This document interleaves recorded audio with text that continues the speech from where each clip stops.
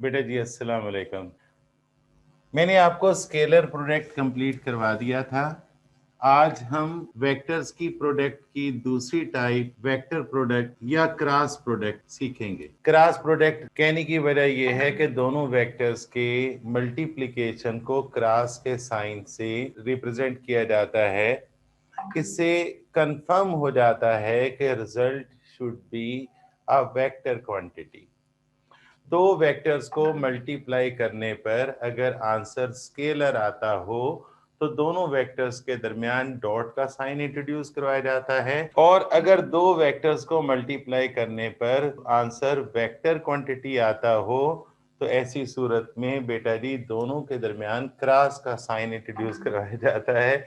इसलिए इस प्रोडक्ट को क्रॉस प्रोडक्ट कहते हैं। ये इसके रीजन है। The product of two vectors in which resultant is a vector quantity is called vector product, but this is not the real definition. हम इसकी रियल डेफिनेशन यहाँ लिखवा तो रहे हैं, लेकिन आपको समझाने के लिए मुझे एग्जाम्पल देना पड़ेगी। जैसे मैंने आपको स्केलर प्रोडक्ट की डेफिनेशन समझाने के लिए सबसे पहले उसकी एग्जाम्पल दी थी कि work is a dot product of force and displacement. इसी तरह मुझे इसे समझाने के लिए बाद में आपको एग्जाम्पल देना पड़ेगी, लेकिन पहले इसकी डेफिनेशन लिख लीजिए।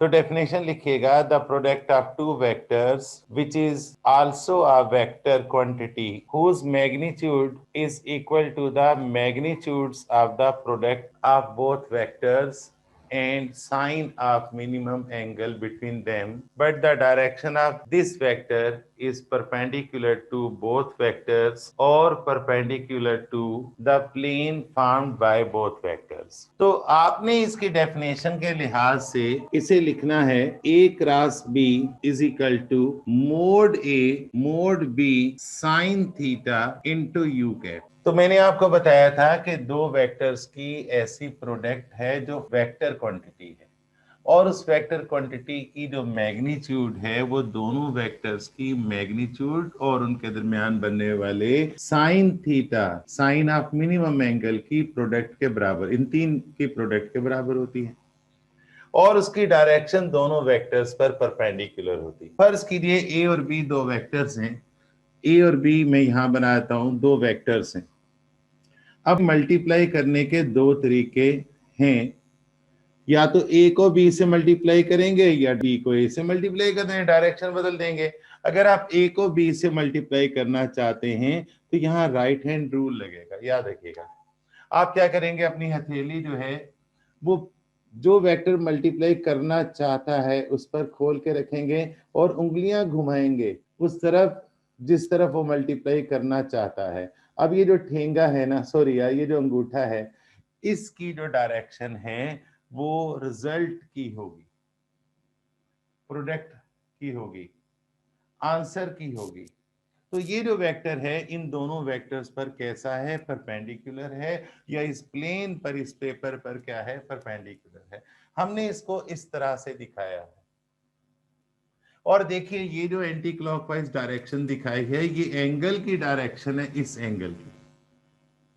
तो होगा यही कि हम इस वेक्टर की हेड से प्रोजेक्शन यानी साया गिराएंगे, लेकिन हम क्या करेंगे कि यहाँ पर ये जो एक्स कंपोनेंट है, बी का एक्स कंपोनेंट है, बी का साया, projection of b onto the direction of a बिल्कुल नहीं लेंगे। हम यहाँ पर क्या लेंगे, बी का परपेंडिकुलर कंपोनेंट लेंगे।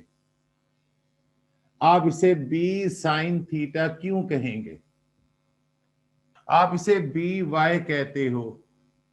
आप जानते हो इस पूरे वेक्टर की लेंथ जो है वो बी है। तो ये जो राइट एंगल ट्राइंगल बनी है, इस राइट एंगल ट्राइंगल में परपेंडिकुलर क्या हुआ, B Y, vertical component of second vector, और हाइपोटेन्यूस क्या हुआ, ये तो 90 डिग्री एंगल बन रहा है ना, देखो ये 90 डिग्री एंगल बन रहा है। तो हाइपोटेन्यूस कितना, बी, तो परपेंडिकुलर अपॉन हाइपोटेन्यूस क्या होता है, साइन थीटा।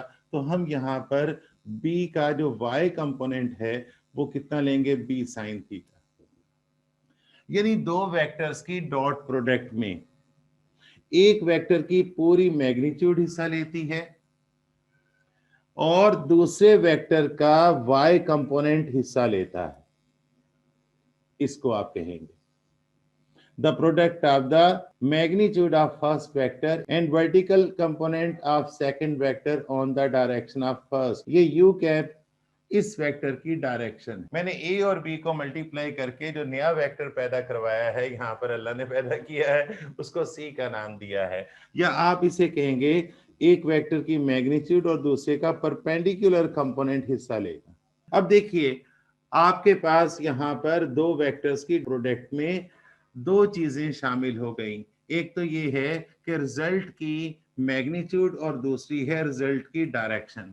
और रिजल्ट की डायरेक्शन मैंने बताया कि इन दोनों वेक्टर्स पर क्या है, आपके मार्कर नजर आ रहा है बेटा जी, दोनों वेक्टर्स पर क्या है, परपेंडिकुलर है।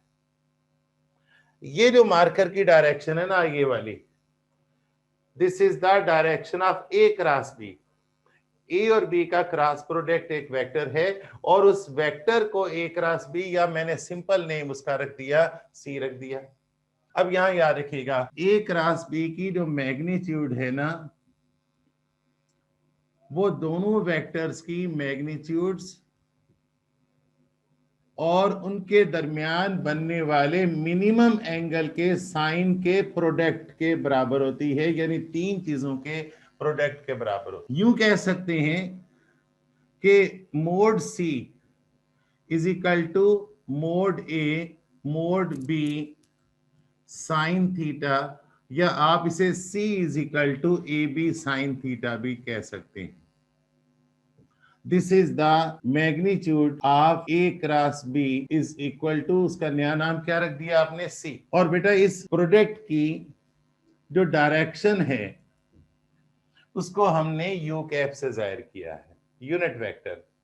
आप जानते हैं किसी भी वेक्टर को जाहिर करने के लिए दो चीजें दरकार होती हैं, एक उस वेक्टर की मैग्नीट्यूड और दूसरे उसकी डायरेक्शन। और हमने यहाँ नोट्स में भी, किताब में भी, direction of C is U cap. आप जेन में रखिएगा, आप सी की डायरेक्शन को सी कैप भी कह सकते हैं, a cap, b cap, u cap, n cap, जो दिल चाहे कह सकते हैं। This is the direction. और आपको जेन में रखना चाहिए कि सी हमारे पास क्या था, ए क्रॉस बी था। और मोड सी आपके पास क्या है, मोड सी आपके पास क्या है, ये मोड सी आपके पास क्या है, वैल्यू पुट कर दें, mode a mod b sine theta. तो ए क्रॉस बी को आप ए बी साइन थीटा भी लिख सकते हैं, A B sine theta U cap. अगर आपने यू कैप हटाना हो तो इसका मतलब है कि आप इस प्रोडक्ट की मैग्नीट्यूड की बात कर रहे हैं, और मैग्नीट्यूड स्केलर क्वांटिटी हो, ठीक है ना। सिंपल सा है कि दो वेक्टर्स की ऐसी प्रोडक्ट जिसमें आंसर भी वेक्टर ही निकले और उस वेक्टर की जो मैग्नीट्यूड है, ज़ाहिर वेक्टर है तो उसकी मैग्नीट्यूड भी है और डायरेक्शन भी है, उस वेक्टर की जो मैग्नीट्यूड है वो दोनों वेक्टरों की मैग्नीट्यूड और उनके दरमियान बनने वाले एंगल के साइन, तीन चीजें, इन तीन चीजों के प्रोडक्ट के बराबर है। और उसकी जो डायरेक्शन है, जो नया वेक्टर पैदा हुआ ए और बी को क्रॉस मल्टीप्लाई करने से जो नया वेक्टर पैदा हुआ, उसकी जो डायरेक्शन है वो दोनों वेक्टरों पर परपेंडिकुलर है, इस तरह है, according to right hand rule. Is it okay ना। और इसकी जो एग्जांपल है, मान लीजिए ये पहिया है और ये इसके गिर्द घूमता है। मुझे बताइएगा कि मैं इस पहिए को घुमाना चाहता हूं, मैं इस पहिए पर इस तरह फोर्स लगाऊं, इस तरह फोर्स लगाऊं, या इस तरह फोर्स लगाऊं। चैट बॉक्स ऑन कर रहा हूं, मैं किस तरह फोर्स लगाऊं। एक ने कहा है कि इस पहिए को बैठ के इस तरह फोर्स लगाओ, तो बेटा इस तरह फोर्स लगाने से ही घूमेगा तो नहीं ना। अगर मैं इसे ऊपर की तरफ फोर्स लगाऊंगा तब भी नहीं घूमेगा। मैं अगर इसे पहिए के टायर के ये जो टायर है इस पे ऐसे ऐसे करूंगा, इस तरफ फोर्स लगाऊंगा या इस तरफ फोर्स लगाऊंगा या इस तरफ अगर मैं इस तरफ फोर्स लगाऊंगा तो ऐसे घूमेगा और अगर मैं इस तरफ फोर्स लगाऊंगा तो ऐसे घूमेगा। जाहिर है ये पॉइंट ऑफ एक्शन है। अच्छा मान लीजिए मैंने दीवार में इस तरह का लकड़ी का एक टुकड़ा बनाकर दीवार में ठोक रखा है, ये कील है। अब मैं इस पर इस तरह फोर्स लगाता हूं, ये फोर्स है, इस तरह फोर्स लगाता हूं तो ये इस तरह रोटेट करेगा और अगर मैं इस तरफ फोर्स लगाऊंगा तो ये क्लॉकवाइज रोटेट करेगा। ठीक है ना। अब ये जो टर्निंग पॉइंट है यहां से लेकर पॉइंट ऑफ एक्शन इस जगह पर है। टर्निंग पॉइंट से पॉइंट ऑफ एक्शन तक का जो डिस्टेंस है वो कहलाता है फोर्स आर्म, इसे आर वेक्टर कह दीजिए। और ये आपने फोर्स लगाई और इसमें रोटेशन पैदा हुआ तो फोर्स और फोर्स आर्म की मल्टीप्लिकेशन से क्या पैदा हुआ, टार्क पैदा हुआ। तो torque is a cross product of force arm and force. Force arm और फोर्स दोनों क्या हैं, वेक्टर्स हैं और उनके मल्टीप्लाई करने से जो टार्क आया है वो भी क्या है, वेक्टर है। तो दो वेक्टरों के मल्टीप्लिकेशन से अगर रिजल्ट भी वेक्टर आए तो इस किस्म की प्रोडक्ट को क्या कहेंगे, वेक्टर प्रोडक्ट या क्रॉस प्रोडक्ट। चुनांचे टार्क की जो डेफिनेशन है वो क्या है, the cross product of force arm and force is called torque. जैसे वर्क की डेफिनेशन क्या थी, the dot product of force, dot लगाया था, and displacement. The dot product of force and displacement is called work. Matric में हमने सिर्फ इतना ही सीखा था कि the product of force and displacement, जबकि बेटा याद रखिएगा this is not simply product, this is dot product. यानी डॉट प्रोडक्ट बोलने का मतलब है कि रिजल्ट क्या आना है, स्केलर आना है। और क्रॉस प्रोडक्ट बोलने का मतलब क्या है, रिजल्ट क्या आना है, वेक्टर आना है। अब आप जानते हैं कि ये जो डायरेक्शन एंटी क्लॉकवाइज या क्लॉकवाइज दिखाई है, this is not the direction. ये डायरेक्शन एंटी क्लॉकवाइज या क्लॉकवाइज नहीं है। टार्क की डायरेक्शन इस तरफ होती है। जैसे आप देखिए आपके पास ये लट्टू है, ये लट्टू है, पुराने जमाने का लट्टू, ये उसकी नोक है। अगर ये इस तरह रोटेट कर रहा है तो इसकी जो नोक है ना ये भी एंटी क्लॉकवाइज रोटेट कर रही। अगर इस पर फोर्स लगाऊंगा, गौर कीजिएगा, अगर मैं इस तरह फोर्स लगाऊंगा, फोर्स मैंने लगाई यहां से लेकर यहां तक का जो डिस्टेंस है वो क्या होगा, फोर्स आर्म होगा। अगर मैं फोर्स इस तरफ लगाऊंगा तो यहां से लेकर यहां तक का जो डिस्टेंस है वो फोर्स आर्म होगा। लेकिन टार्क की डायरेक्शन इसकी नोक की डायरेक्शन की तरफ होगी। जैसे छत पर घूमने वाला पंखा जो है उसके जो सेंटर में प्याला बना है उस पे जो नोक लगी है, उस नोक की जो डायरेक्शन है वो डाउनवर्ड है, that is the direction of torque.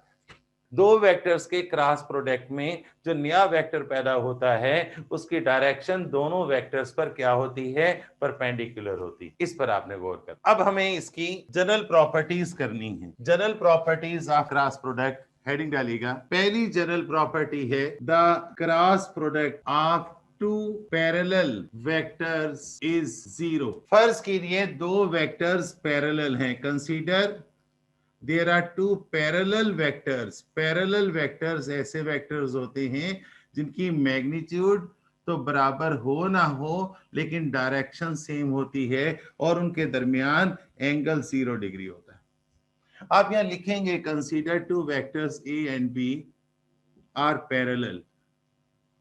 It means that their magnitude is not equal but direction is same, that is the angle between both vectors is 0 degree. According to the definition of cross product, note कर रहे हो ना बेटा, according to the definition of cross product,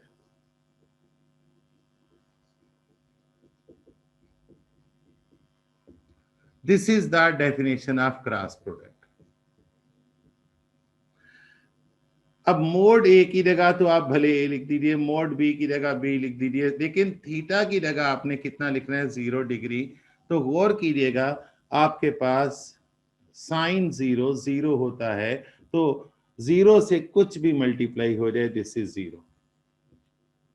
हालांकि मैं बात नामुकम्मल कर रहा हूं, लेकिन दो पैरेलल वेक्टर्स की क्रॉस प्रोडक्ट हमेशा जीरो होती। Number two, the cross product of two equal vectors is also zero. उसी तरह लिखेगा, consider two vectors A and B, if both vectors are equal their magnitude is same and angle between both vectors is 0 degree according to the cross product of two vectors. अब आपने bye putting the values यहां लिखना है, ए cross B की जगह भी ए लिख दीजिए और यहां भी बी की जगह ए लिख दीजिए। दोनों के दरमियान एंगल जीरो है तो यहां भी ए लिख दीजिए। ए इंटू ए स्क्वायर हुआ, ए स्क्वायर इंटू जीरो, तो ए क्रॉस ए भी आपके पास जीरो है। नंबर थ्री है, the cross product of two perpendicular vectors is the product of their magnitudes only. होना चाहिए the magnitude of the cross product of two perpendicular vectors is equal to the product of their magnitudes only। देखिए, दो vectors एक दूसरे पर perpendicular है तो उनके दरमियान बनने वाला एंगल 90 डिग्री होगा। प्रूफ की हेडिंग डाल के लिखिएगा, consider two vectors A and B are perpendicular to each other, therefore the angle between these vectors is 90 degree, that is theta is equal to 90 degree according to the definition of cross product, या आप इसे लिखेंगे A B sine theta U cap by putting the values. Theta की जगह 90 degree लिख दीजिएगा। Sign 90 आपको पता है 1 होता है। यू कैप यूनिट वेक्टर है जो दोनों पर इस तरह मार्कर की डायरेक्शन में परपेंडिकुलर है। दोनों का जो क्रॉस प्रोडक्ट है वो इस तरह, ए क्रॉस बी इस डायरेक्शन में है, इस डायरेक्शन में, आउटवर्ड डायरेक्शन। ये तो दोनों का क्रॉस प्रोडक्ट है। देखिएगा, but the magnitude of this cross product is as follow. ये है क्रॉस प्रोडक्ट की मैग्नीट्यूड। दोनों वेक्टर्स जो आपस में परपेंडिकुलर थे उनके क्रॉस प्रोडक्ट की मैग्नीट्यूड जो है वो ये है। दोनों वेक्टर्स के क्रॉस प्रोडक्ट की मैग्नीट्यूड उनकी मैग्नीट्यूड्स के प्रोडक्ट के बराबर है। Right side is a number, a भी नंबर है और बी भी number. Property number 4, i cross i 0 है, जे क्रॉस जे 0 है और के क्रॉस के 0 है। यानी इसका मतलब क्या है, the cross product of similar rectangular unit vectors is always 0। अब इसे साबित करने के लिए लिखिएगा, according to the definition of cross product. ये है डेफिनेशन ऑफ क्रॉस प्रोडक्ट। हम क्या कर सकते हैं, ए की जगह भी आई कैप लिख दें, बी की जगह भी आई कैप लिख दें, जहां वेक्टर है उसकी जगह आई कैप लिख दें। जाहिर है दोनों के दरमियान angle theta is the angle between both vectors. दोनों एक्स एक्सिस की तरफ हैं तो दोनों के दरमियान एंगल 0 डिग्री होगा। मैग्नीट्यूड ऑफ यूनिट वेक्टर 1 होती है, मोड आई 1 है, फिर मोड आई 1 है और साइन 0 0। तो 0 से कोई मल्टीप्लाई हो जाए रिजल्ट 0 ही आता। नंबर 5, आई क्रॉस जे के बराबर हो, और अगर डायरेक्शन बदल दी जाए तो साइन चेंज हो जाता है। जे क्रॉस के आई के बराबर होता है, और अगर के क्रॉस जे कर दिया जाए तो माइनस आई हो जाता है। के क्रॉस आई जे के बराबर होता है, और अगर आई क्रॉस के कर दिया जाए तो माइनस जे हो जाए, यानी क्या लिखेगा, the cross product of two different rectangular unit vectors always equal to the third rectangular unit vector. Proof की हेडिंग डालिएगा, according to the definition of cross product लिखिए a cross b is equal to mod a mod b sine theta into you cap. अगर a की जगह आपने आई cap रखा, B की जगह आपने जे कैप रखा, आई कैप क्रॉस जे कैप, तो आपके पास यहां mode I cap mode J cap sine 90 degree होगा, क्योंकि आई और जे के दरमियान, ये आई और ये जे, आई और जे के दरमियान एंगल 90 डिग्री है और के की डायरेक्शन ये है। जो इनका क्रॉस प्रोडक्ट होगा वो दोनों पर परपेंडिकुलर होगा, तो यहां यू कैप की जगह आप के कैप लिखेंगे।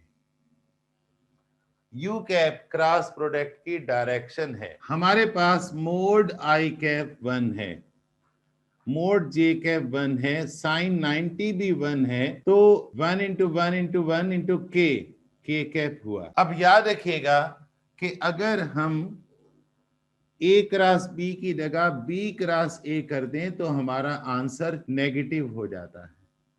अगर आई क्रॉस जे की जगह जे क्रॉस आई कर दें तो आंसर नेगेटिव हो जाएगा, बस डायरेक्शन चेंज हो जाएगा। पॉजिटिव जेड एक्सिस की बजाय, याद रखिएगा, पॉजिटिव जेड एक्सिस की बजाय नेगेटिव जेड एक्सिस की तरफ डायरेक्शन हो जाएगी। नंबर 6, देखिए ये कोई प्रॉपर्टी नहीं है और इसका प्रूफ भी नहीं करना। अगर दो वेक्टर्स आपको इस तरह अपने कंपोनेंट समेत दे रखे हों, और देखिए दोनों वेक्टर्स अपने कंपोनेंट समेत दे रखे हैं, जैसे फॉर एग्जाम्पल एक वेक्टर को आपने खुद ही ये कह दिया और वो दे रखा है 3i plus 2j plus 5k, तो याद रखिएगा ये जो 3 है ना, वेक्टर ए का एक्स कंपोनेंट है, वेक्टर ए के एक्स कंपोनेंट की मैग्नीट्यूड है, और ये जो 2 है ये वेक्टर ए का वाई कंपोनेंट है, और यहां नंबर नहीं लिखा तो आपके वेक्टर ए का जेड कंपोनेंट 1 है, ये 2 है और ये 3, समझाने के लिए। इसी तरह अगर आपको दो वेक्टर्स दे रखे हों, यहां लिखेगा then the cross product of these vectors is, इन वेक्टर्स की क्रॉस प्रोडक्ट को हम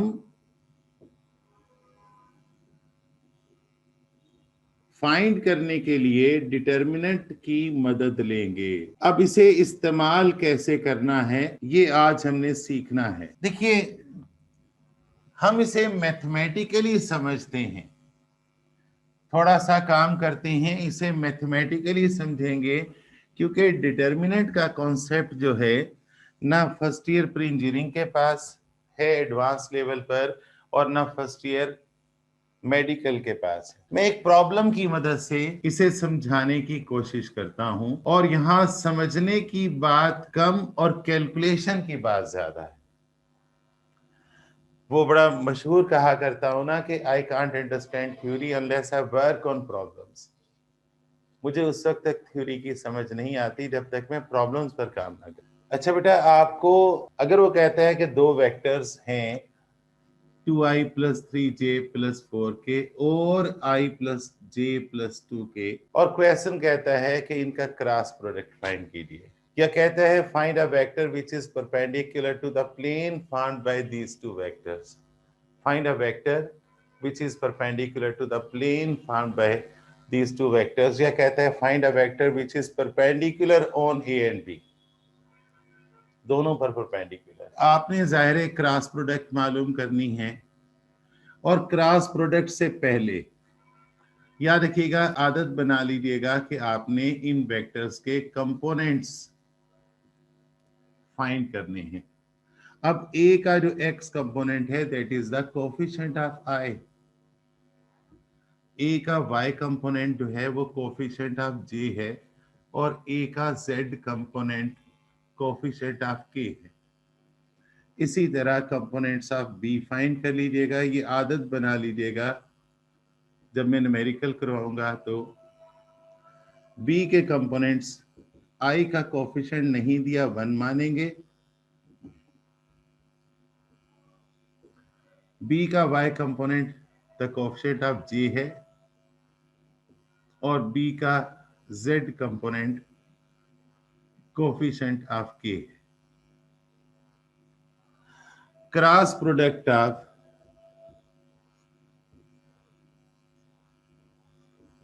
ए and B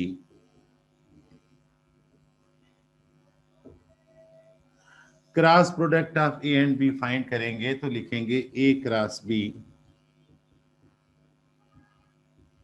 is equal to i j k a x a y a z. अगर आप गलती से कैप ना भी बनाए, हेड ना भी ना बनाए, आई जे के ऊपर कैप ना भी बनाए तो कोई हर्ज नहीं।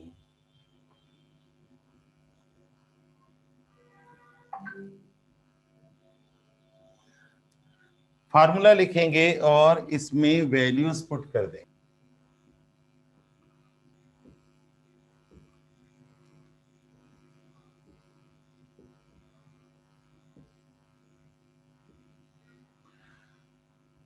बेटा जी इस डिटर्मिनेंट को खोलना आपने सीखना है, इस डिटर्मिनेंट को एक्सपेंड करना सीखना है।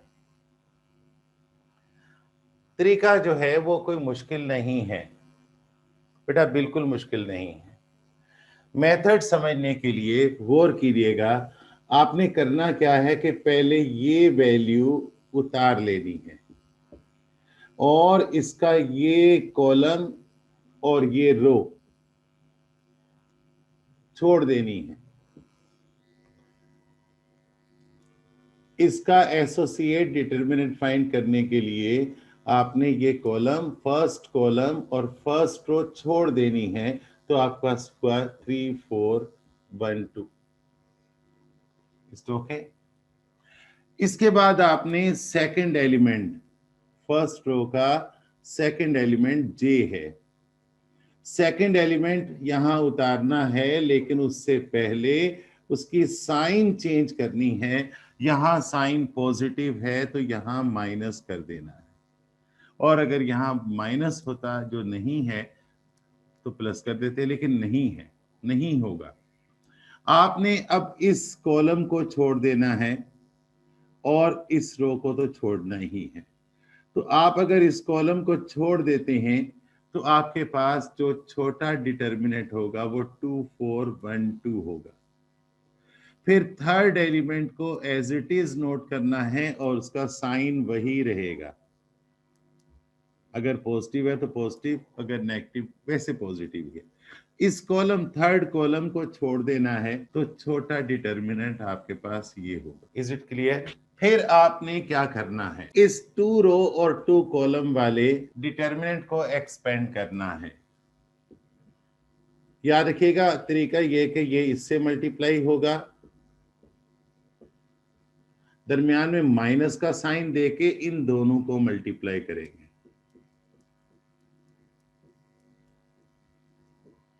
इसी तरह ये इससे मल्टीप्लाई होगा,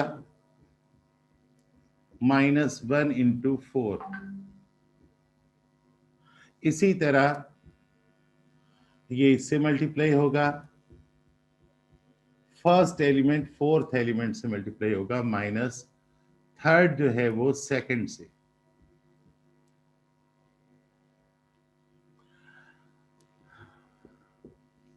सिक्स माइनस फोर,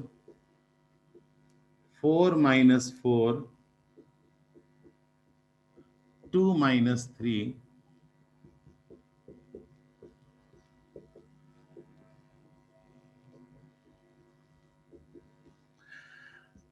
तो ये हुआ 2i।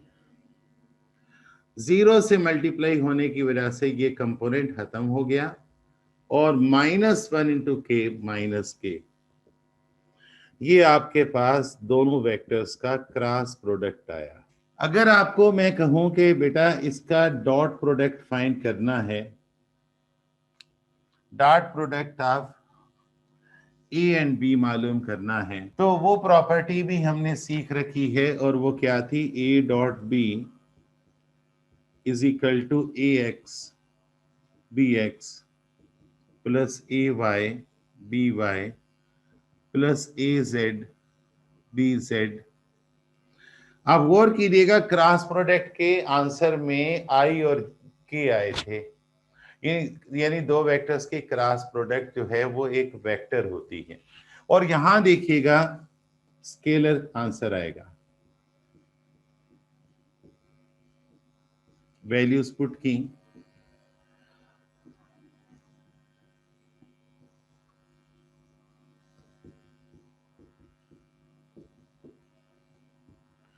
थर्टीन यूनिट का स्क्वायर। अब आप जानते हैं कि यूनिट का पता नहीं, तो हम यहां पर सिर्फ 13 भी लिख दें तब भी कोई हर्ज नहीं, लेकिन दो वेक्टर्स की डॉट प्रोडक्ट स्केलर क्वांटिटी होती है, और जाहिर है scalar quantity is a type of physical quantity, और उसकी कोई ना कोई यूनिट होनी चाहिए। अगर ये दोनों मीटर में होते तो ये मीटर स्क्वायर लिखती। अगर एक फोर्स होता, दूसरा डिस्प्लेसमेंट होता, अगर एक न्यूटन होता और दूसरा मीटर होता, तो न्यूटन मीटर यानी जूल लिखते। ओके, अल्लाह हाफिज बेटा।